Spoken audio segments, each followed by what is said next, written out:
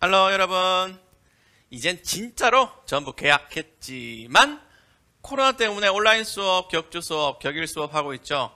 여전히 혼란하고 어려운 시대를 우리가 지나고 있어요.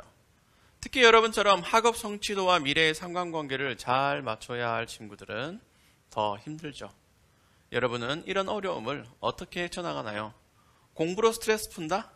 공부만으로 충분하다? 거짓말 하지 말고 정말 어려울 때 뭘 해야 숨통이 좀 트이나요? 여러분에게 큐티와 성경 공부는 숨막히는 숙제인가요? 아니면 일상의 비타민인가요? 비타민이길 바라는 마음으로 나는 큐티를 준비해요. 조금이라도 도움이 되면 좋겠어요. 다른 수많은 온라인 수업으로 영상이라면 넌덜머리가 나겠지만 같은 영상이라도 내용의 급이 다른 큐티로 몸과 마음을 식히길 바랍니다. 기도할게요. 하나님 아버지, 몸이 지치니 마음이 지치고 마음이 힘드니 몸에 탈도 납니다. 이렇게 힘든 저희를 말씀으로 잘 감싸주시고 위로해 주세요. 예수님의 이름으로 기도드립니다. 아멘.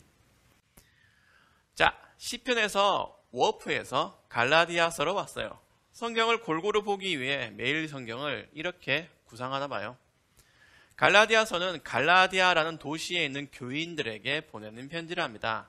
로마서, 에베소서 등 뒤에 서자가 붙은 성경은 모두 편지 형식이에요. 빌레몬서는 빌레몬이라는 사람에게 보내는 편지, 야고보서는 야고보라는 사람이 쓴 편지라는 뜻이에요. 그러면 구약의 이사야서, 에스겔서는 뭐냐? 그것도 편지냐? 아니요. 정확히는 이사야, 에레미야, 에스겔 이 성경의 이름이에요. 사람 이름이랑 헷갈려서 편의상 뒤에 책 서자를 붙이는 것이고 신약의 서자는 같은 한자이지만 글 혹은 편지라는 뜻으로 서를 씁니다. 기본 상식이니까 잘 기억해 두세요. 편의상 이제부터 갈라디아서 같은 성경을 편지 성경이라고 부를게요.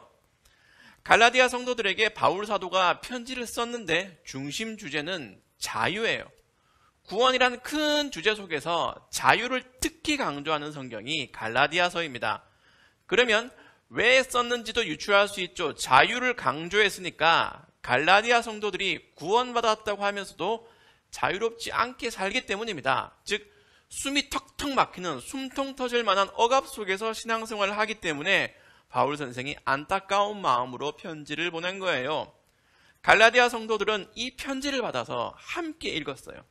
당시엔 인쇄술의 지평을 활짝 여신 구텐베르크 형님이 태어나기 전이니까 글자 모음집 자체가 귀하거든. 게다가 문맹률도 높고 그런 시대에 그리스도인들이 모여서 율법과 편지를 읽고 나누는 전통이 생겼어요. 오늘날 우리가 예배 드릴 때 성경 봉독을 하는 사람이 따로 있죠? 다 바울 시대까지 거슬러 올라가는 전통이랍니다.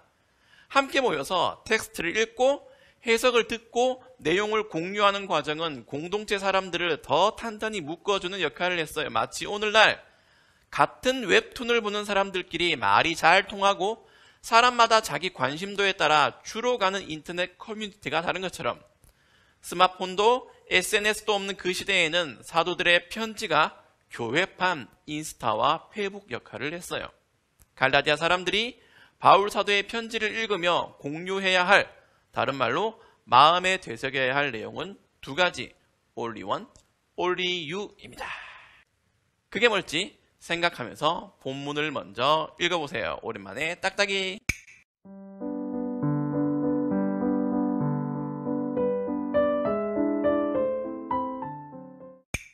잘 봤나요? 일반적인 편지 형식은 첫인사, 하고 싶은 말, 끝인사죠. 보통 인사말에는 그렇게 큰 의미를 두지 않아요. 안녕히 계셨어요? 안녕하세요? 이렇게 하지만 편지 성경은 인사말에도 깊은 의미가 들어있어요. 1절을 보세요. 사람들이 뽑은 것도 아니요 사람들이 보낸 것도 아니요 예수 그리스도와 그분을 죽은 사람 가운데서 살리신 하나님 아버지께서 사도를 삼으셔서 사도가 된 나 바울이. 자랑 같죠? 아니요. 편지의 권위를 부여하는 거예요. 내가 여러분에게 카톡 보내면서 나 위대하시고 식탐이 없으시며 엄근진한 김봉찬 목사님이 가라사대 일십하지 말지어다 라고 한들 여러분들 콧방귀나 끼겠어요? 읽어놔 주면 땡큐지. 그러나 바울 선생은 이렇게 적어야 돼요. 왜냐하면 바울 네가 뭔데 우리를 가르쳐 하던 사람들이 많았거든. 그들을 우리는 진상이라고 부르기로 하자. 진상들은 바울 괴롭히기, 까내리기, 헐뜯기, 돌려까기, 열폭하기가 취미야. 특기는 복음 망가뜨리기, 잘 믿는 사람들 흔들기, 하나님 모독하기입니다. 왜 진상이냐? 교회 안에서 이런 짓들을 벌이고 있거든. 피해자는 누구이겠어요? 먼저는 바울, 나중에는 온 성도들이에요. 바울은 교회의 지도자이면서 교사입니다. 복음을 잘 전하고 말씀을 잘 가르치는 사람, 오늘날로 치면 목사님과 같은 사람이에요. 그런 바울을 모독하면 말씀의 권위도 떨어져요. 가르침 자체를 듣지 않아. 생각해 보세요. 누가 근데 봉봉 목사님 사실은 롤 챌린저래. 게임 십덕후래. 성인 게임 마인크래프트 초고수래. 라고 괴소문을 흘렸어. 여러분 어떻게 생각하겠어요? 롤을 몰라도 게임 덕후라는 말만으로도 의심이 싹 트겠지. 아니 그 정도 챌린저쯤 되려면 도대체 하루에 게임을 몇 시간이나 해야 되는 거야. 우리 보고 성경 읽으라더니 본인도 안 읽는다는 거네? 아니에요 여러분. 나는요 롤이라곤 나무 위키에서밖에 못 봤어. 그냥 챌린저가 킹왕짱이라서 가져와 본 거예요. 마인크래프트는 레고로만 갖고 있어요. 이렇게 해명해야 되지. 내가 즐겨하는 게임은 이것뿐이야. 자, 바울이 이렇게 본인만 아니라 교회를 위해서 자기가 진짜 사도라는 걸 밝혀요. 그 다음에 더 중요한 주제를 꺼냈는데 그게 only one, only you입니다. 갈라디아서 주제가 왜 자유라 했죠? 사람들이 자유가 없는 삶을 사니까. 왜? 율법에 얽매여 있기 때문에. 율법까지 나왔다. 갈라디아서의 자유만큼 자주 등장하는 단어. 여기서 여러분 궁리해 보아요. 율법이 왜 사람을 얽어맬까요? 어째서 하나님이 주신 율법이 자유를 제한한다고 하는 거죠? 왜? 이유를 생각해 보세요.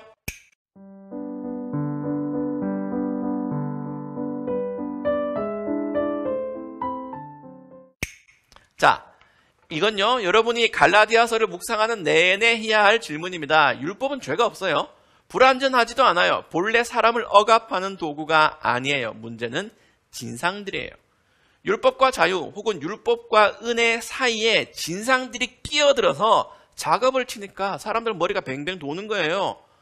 바울쌤이 말한 건 이게 아닌데 먹고 뭐라카노 웃잡고 그러다가 결국 내가 이렇게 믿어서 구원받을 수 있을까라고 의심하죠. 이게 여러분 6절부터 7절에서 말하는 내용입니다. 나쁜 진상들이 짜가 복음이라는 독을 사람들에게 풀었어. 7절에 어떤 사람들이 여러분을 혼란스럽게 하여 그리스도의 복음을 바꾸려 하고 있습니다. 여러분 말이 진상이지 이런 사람들은 사탄의 하수인들이에요. 다른 것도 아닌 구원을 망가뜨리는 짓을 벌이고 있잖아. 사탄의 노예들은 야, 뭘 믿기만 하면 구원받아. 염치도 없이 어떻게 그런 생각을 해. 시간도 바치고 돈도 바치고 선행도 베풀고 해야지. 그래야 구원받아. 당연한 거 아니야? 라고 했어요. 그래야 구원받아. 이거 굉장히 무서운 말입니다. 그래야 구원받으면 내가 어떤 미션을 완료해야 받을 수 있는 구원이라면 세상 어떤 사람도 지옥에 떨어져요.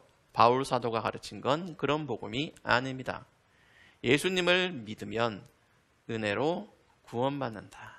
그러고 나서 하나님께 내 시간을 물질을 기꺼이 드릴 수 있고 착하게 살 수 있다. 이겁니다. 이게 복음이에요. 순서가 달라요. 뭘 해야 구원받는다는 게 아니라 구원받으면 이전과 다르게 살게 된다입니다. 이게 세상의 유일한 복음 only one입니다. 그리고 이 복음을 내 마음속 깊이 받아들이고 예수님을 진심으로 영접하는 사람만 only you, 너를 위한 복음이 무슨 뜻인지 실감하게 됩니다. 내가 여러분 처음에 혼란하고 어려운 시대를 왜 얘기했을까?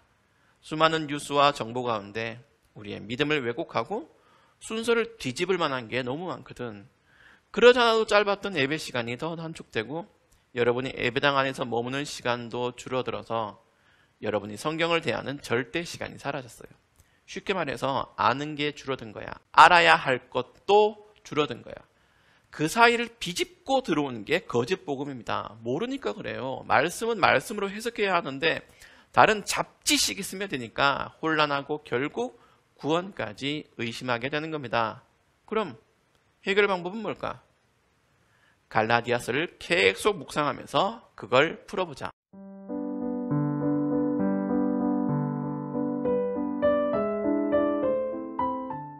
오늘 적용은 예수님만 알기, 예수님만 믿기입니다. 그리스도인으로서 세상에 기여하고 바른 청소년으로 자라는 것도 필요하지만 예수님을 제대로 믿지 않은 채 그러는 건 구원받기 위해 미션을 수행하는 수준밖에 안 돼요. 다른 큐티에서 내가 누누이 말했지만 믿음이 선행되지 않으면 어떤 것도 의미 없습니다. 여러분 이걸 잘 기억하고 예수님만 알기를, 예수만 보기를, 예수님과 동행하기를 기도하는 여러분이 되기를 바라요. 기도합시다.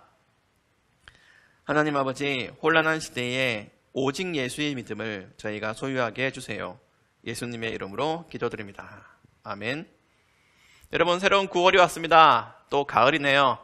이 계절에도 또 이 시기에도 하나님의 은혜로 우리가 더 깊은 말씀 속으로 들어가면 좋겠네요.